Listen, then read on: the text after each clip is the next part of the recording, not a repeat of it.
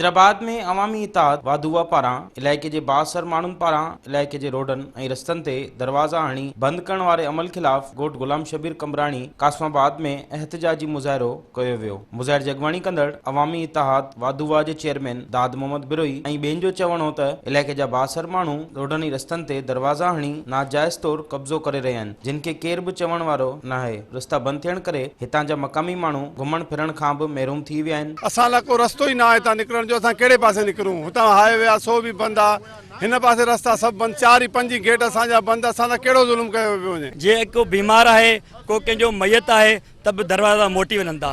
असीं हिन दरवाज़ा वारनि खे जेके ॾाढा मुड़ुस आहिनि, असां हिननि खे हथ ॿधा आहिनि, असां हिननि खे पेरें पिया आहियूं, असां हिननि खे क़ुरान जा वास्ता विधा आहिनि त साईं दरवाज़ा खोलियो। ही तमाम गेट बंदि कया विया आहिनि ऐं बग़ैर कंहिं जवाज़ जे बंदि कया विया आहिनि, गैर कानूनी बंदि थियल आहिनि। मथां खां तमामु वॾी सपोर्ट आहे जो इंतज़ामिया मजबूर आहे, डीसी साहब परेशान आहे, एसी साहब वाइदो करे अचे नथो। हुननि अखियुनि सां सभु कुझु ॾिठो आहे त बाबा बिल्कुलु रोड बंदि आहिनि। हिननि लाॻापियल इख़्तियारियुनि खे अपील कई त ॼाणायल मामले जो नोटिस वठी इलाइक़े जे बासर माण्हुनि ख़िलाफ़ सख़्त कानूनी कार्रवाई करे साण इंसाफ़ कयो वञे। कैमरामैन शाहिद रिन सां गॾु फेरोज़ बबर, सिंध टीवी न्यूज़।